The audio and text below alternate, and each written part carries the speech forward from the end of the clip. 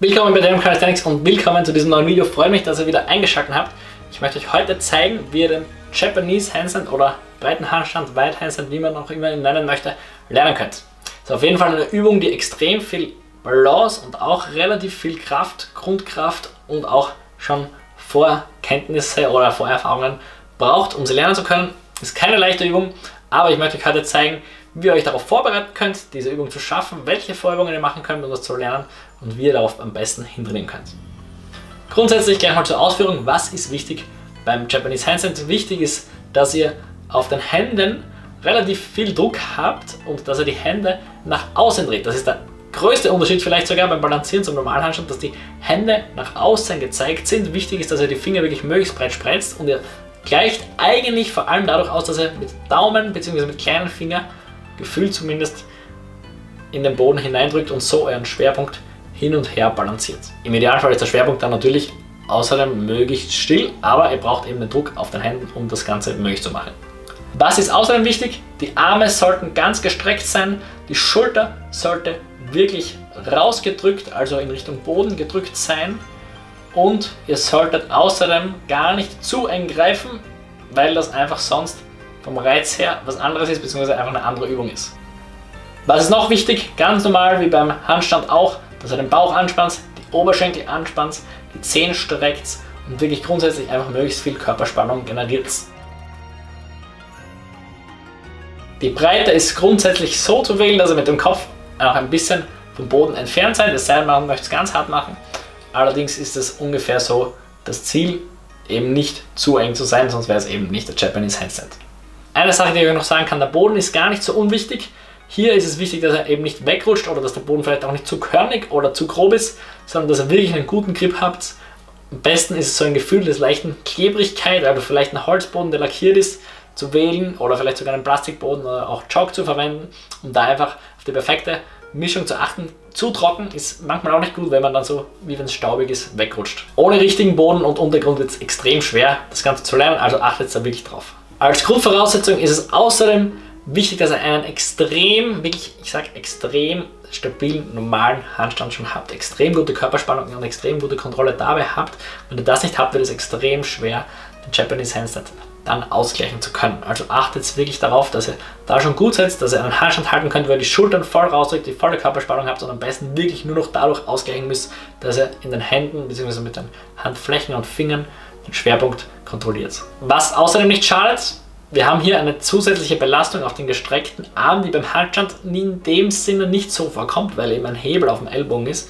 Und deswegen ist es wichtig, oder schadet es zumindest nicht, wenn ihr auch schon Erfahrung habt mit Kraftübungen, die da einfach den Ellbogen gestreckt belasten. Also vielleicht zum Beispiel der Backlever, vielleicht sogar schon Richtung Planche-Training was gemacht habt, was natürlich außerdem nicht schadet ist, wenn ihr grundsätzlich einfach Erfahrung mit Schulterkraftübungen wie Dips oder Liegestütz habt. Falls ihr das nicht habt, kann ich euch aber auch nachher noch ein paar vorbereitende Übungen zeigen.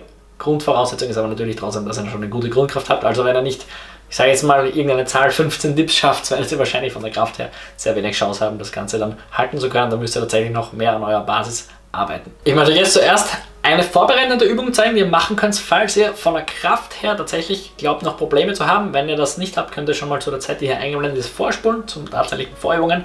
Aber eine vorbereitende Übung, die ich euch auf jeden Fall empfehlen kann, ist es, den Japanese Handstand grundsätzlich mal an die Wand zu üben und da einfach mal ein bisschen breit zu werden, die Arme gestreckt zu lassen und euch mal eine Haltezeit zu suchen, die ihr, ich sage jetzt mal, über 10 Sekunden halten könnt. Also nicht gleich am Anfang extrem ans Limit zu gehen, sondern so einfach mal eure gestreckten Arme zu trainieren. Da könnt ihr dann natürlich ein bisschen breiter werden von Zeit zu Zeit. Wichtig ist, dass ihr mit den Handflächen, wie gesagt, immer auseinander zeigt und euch so mal steigert.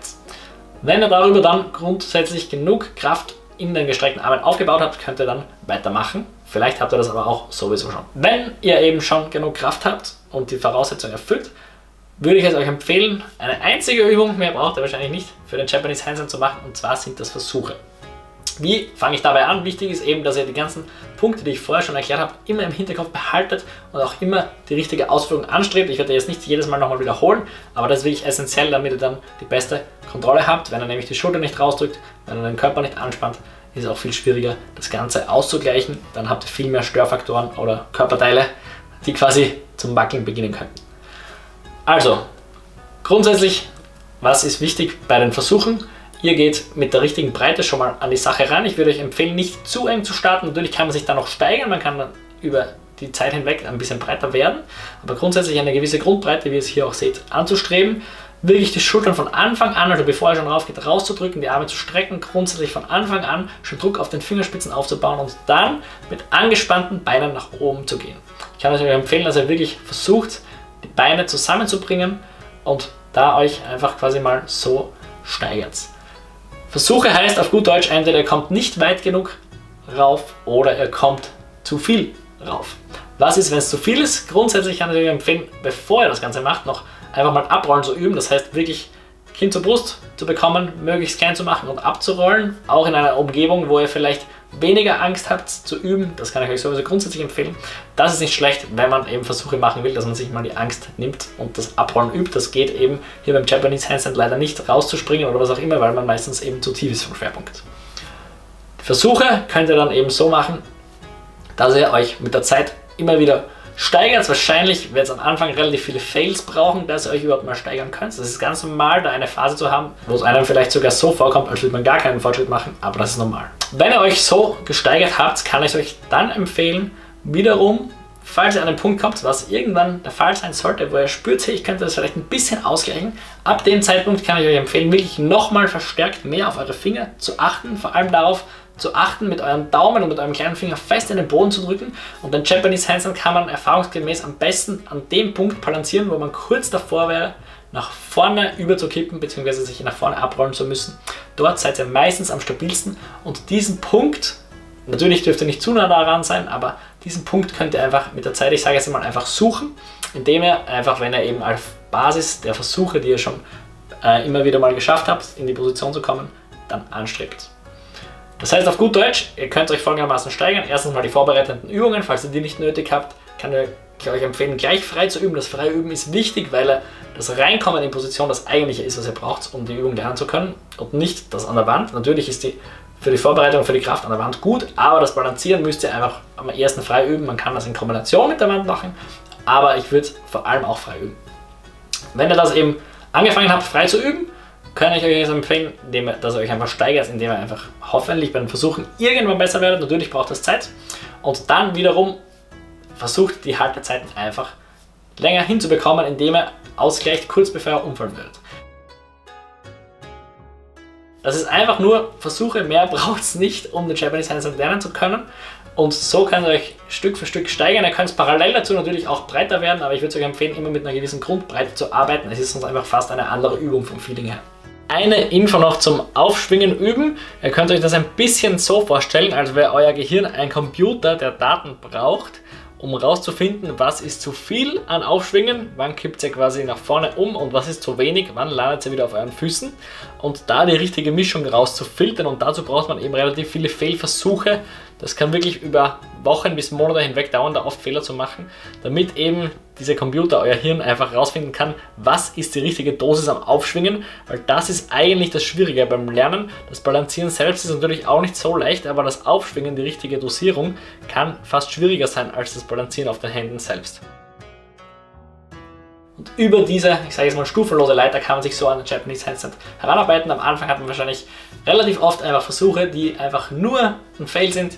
Und es ist normal, dass man sich dann eben da mal bei den Versuchen grundsätzlich verbessert, dass die mal kontrollierter werden, dass man vielleicht mal näher an diesen Punkt rankommt, wo man überhaupt stehen könnte und dann eben vielleicht einen ganz kurzen Hold mal spürt und den dann auch wiederum ausweiten kann, beziehungsweise die Breite vielleicht dann auch noch verbreitern kann.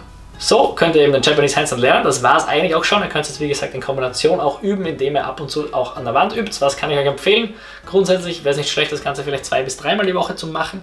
Euch eben auch darauf zu konzentrieren, dass ihr wirklich bei der Sache seid, frisch seid, vielleicht euch auch zu filmen. Das schadet auch nicht, um das Ganze mehr kontrollieren zu können. Und dass ihr eben wirklich darauf achtet, die richtige Basis zu haben, falls ihr keinen sehr stabilen Handstand habt, arbeitet wirklich zuerst daran. Ich kann es euch empfehlen, das ist die Zeit nicht wert, wenn ihr das nicht schon habt. Wie lange sollt ihr das üben? Ich kann es euch empfehlen, euch nicht komplett zu zerstören, beziehungsweise wenn ihr spürt, es geht zu sehr auf die Strukturen, ihr könnt es gar nicht mehr balancieren, dann aufzuhören. Vielleicht ist das eine Viertelstunde, vielleicht ist das eine halbe Stunde, vielleicht macht ihr das auch außerhalb eures normalen Trainings, aber auf jeden Fall ist das vielleicht ein Richtwert, auf den man sich halten könnte. 2- bis 3-mal die Woche, 15 bis vielleicht maximal 30 Minuten das Ganze zu üben. um sich so steigern zu können. Natürlich kann man theoretisch, falls man es aushält, auch mehr machen. Aber ich glaube, mit dem seid ihr am Anfang schon mal gar nicht so schlecht dabei. Seid geduldig, haltet die Fails aus, steigert euch eben Schritt für Schritt, wie ich schon erklärt habe. Und dann werdet ihr sicherlich den Japanese Handstand lernen können. Ich wünsche euch viel Erfolg beim Üben, das war's auch schon wieder. Und wir sehen uns beim nächsten Video. Falls ich was vergessen habe, schreibe ich es euch noch in die Beschreibung. Dankeschön fürs Zusehen.